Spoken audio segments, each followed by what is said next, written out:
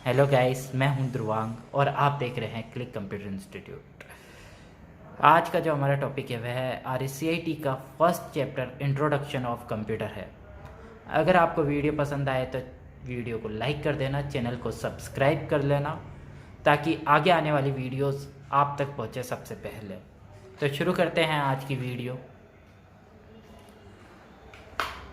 आज का चैप्टर है कंप्यूटर से परिचय, इंट्रोडक्शन ऑफ कंप्यूटर, जिसके अंदर हमारे टॉपिक है introduction of computer, benefit of computer system, computer के लाभ, hardware and software, use of computer, computer के उपयोग।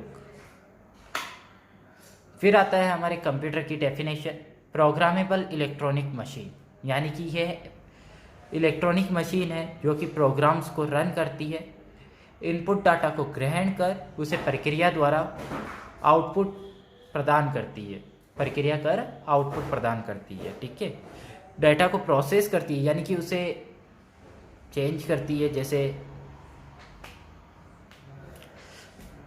डेफिनेशन ऑफ कंप्यूटर, यह कंप्यूटर इलेक्ट्रॉनिक मशीन है जो कि यूज़र से डाटा ग्रहण कर उसे प्रक्रिया करती है, मतलब प्रोसेस करती है, कोई ना कोई प्रक्रिया द्वारा उसे शुद्ध डाटा में परिवर्तित कर यूज़र तक पहुंचाती है। ठीक है, फिर डाटा को प्रोसेसिंग के द्वारा, मतलब प्रोसेसिंग का क्या मतलब हुआ यहाँ पर, प्रक्रिया, डाटा को एनालाइज करती है। डाटा स्टोरेज, भंडारण क्षमता, अपने डाटा को स्टोर करती है।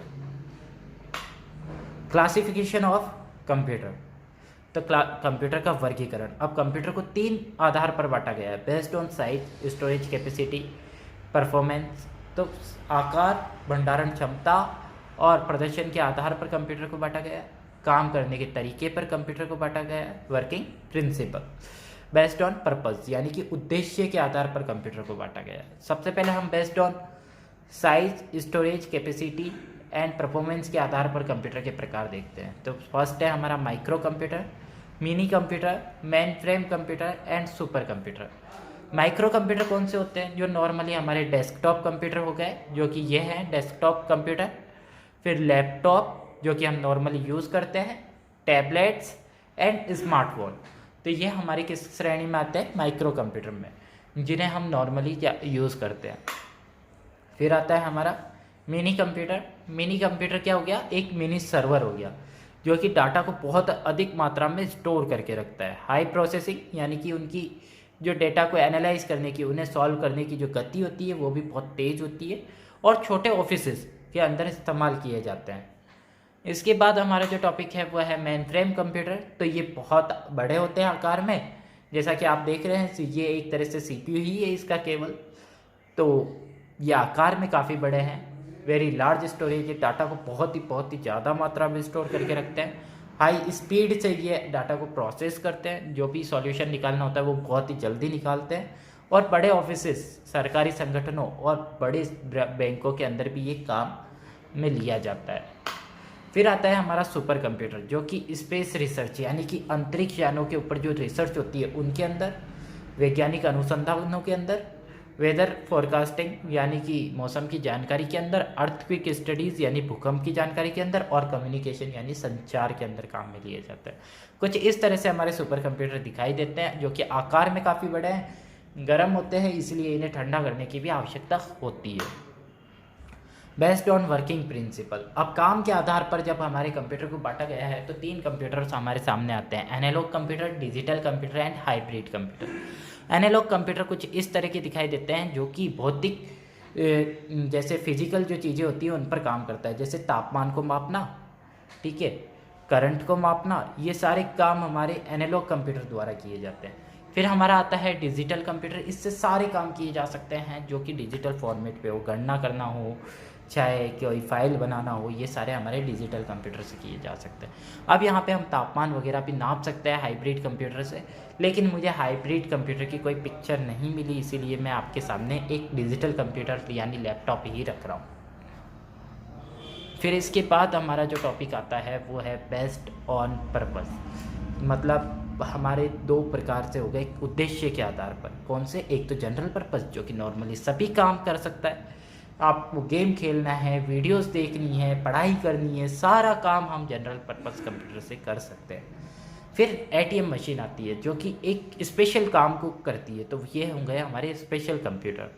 अब बैंकों में देखा होगा आपने, जो हमारी डायरी होती है बैंक डायरी, उसे भी प्रिंट करने के लिए एक अलग से मशीन रखी होती है, तो वो केवल बैंक की डायरी को प्रिंट करती है, तो उसका भी एक स्पेशल पर्पस कंप्यूटर कहलाता है वो।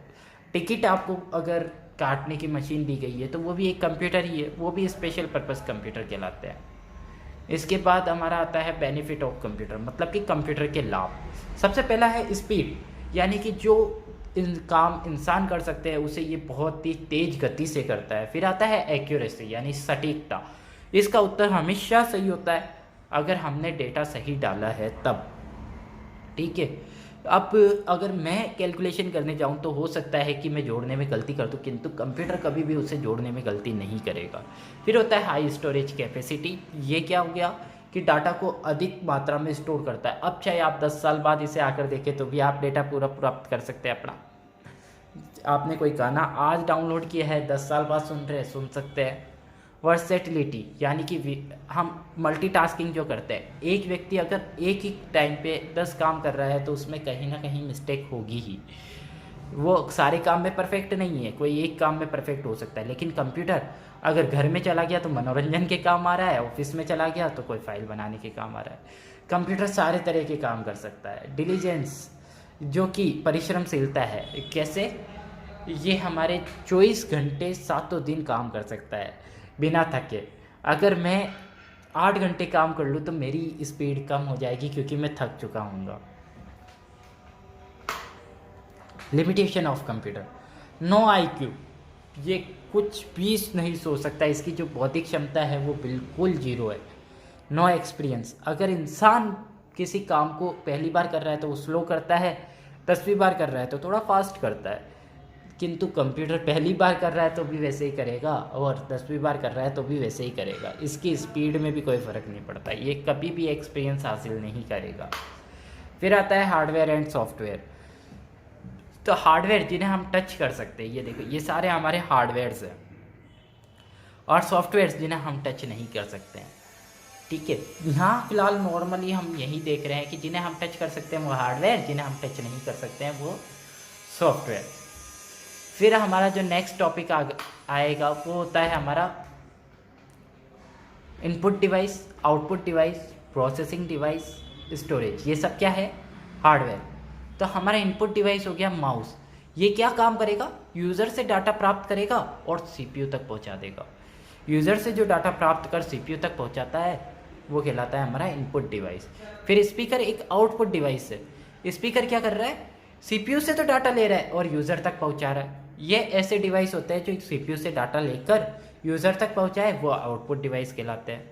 फिर हमारा होता है प्रोसेसिंग डिवाइस, जो कि सारी प्रक्रियाओं को पूर्ण करता है, वो क्या कहलाएगा? हमारा प्रोसेसिंग डिवाइस। तो जो सारी प्रक्रियाएं पूर्ण करे वो प्रोसेसर। फिर स्टोरेज, जो डाटा को स्टोर करके रखता है, जो डाटा को स्टोर करे वो स्टोरेज। जैसे यहाँ पे मैंने एक हार्ड डिस्क दे रखी है, हार्ड डिस्क में डाटा आप स्टोर कर सकते हैं, पेन ड्राइव में आप कर सकते हैं, आपके मेमोरी कार्ड में आप कर सकते हैं, जिसे हम एसडी कार्ड भी बोलते हैं। इसके बाद आता है सॉफ्टवेयर। सॉफ्टवेयर हमारे पास 3 होते हैं: system software, application software, utility software. System software जो मशीन को चलाने के लिए ज़रूरी हो, जो मशीन को चलाने के लिए ज़रूरी है वो क्या कहलाएंगे? हमारे सिस्टम सॉफ्टवेयर। जैसे विंडोज़, अगर विंडोज़ हम डालेंगे तभी आपकी कंप्यूटर रन करेंगे, उसी के बाद आप इस पर कोई सॉफ्टवेयर डाल पाएंगे। एप्लीकेशन सॉफ्टवेयर, एप्लीकेशन सॉफ्टवेयर जैसे व्हाट्सअप, जिसे यूज़र यूज़ करे। अब जब तक आपने विंडोज़ नहीं डाली तब तक तो आपका कंप्यूटर ऑन भी नहीं होगा। अब जैसे ही आपने विंडोज़ रन करवा ली उसके बाद आप इस पर कोई प्रोग्राम्स डाल सकते हैं। मैंने यहाँ पे व्हाट्सअप लिया है, व्हाट्सअप मोबाइल के लिए है। यहाँ पर हम विंडोज़ पे गूगल क्रोम चला सकते हैं, माइक्रोसॉफ्ट ऑफिस चला सकते हैं। फिर आता है यूटिलिटी सॉफ्टवेयर, जैसे एंटीवायरस, जो हमारे कंप्यूटर के मेंटेनेंस को ध्यान रखे। मेंटेनेंस मतलब उसकी स्पीड वगैरह सब उसका ध्यान रखे, वो कहलाता है यूटिलिटी सॉफ्टवेयर। जैसे एंटीवायरस किसी भी वायरस को नहीं आने देता। फिर आता है यूज़ ऑफ कंप्यूटर। हम कंप्यूटर का इस्तेमाल कहाँ कहाँ कर सकते हैं? तो घर पे कर सकते हैं नॉर्मली, एंटरटेनमेंट के लिए, गेम्स के लिए, ऑफिसेस के अंदर कर सकते हैं, काम के लिए कोई भी डॉक्यूमेंट बनाना हुआ, और साथ ही हम यूज़ कर सकते हैं इसका एजुकेशन में। कोई भी चीज़ हमें पढ़नी है, आप यूट्यूब से पढ़ें, कोई कोर्स करें, ये सब हमारे क्या हो सकते हैं, यूज़। तो यही हमारा चैप्टर समाप्त होता है। अब आपको वीडियो पसंद आई हो तो प्लीज़ सब्सक्राइब करें चैनल को, और प्लीज़ सब्सक्राइब करें चैनल को।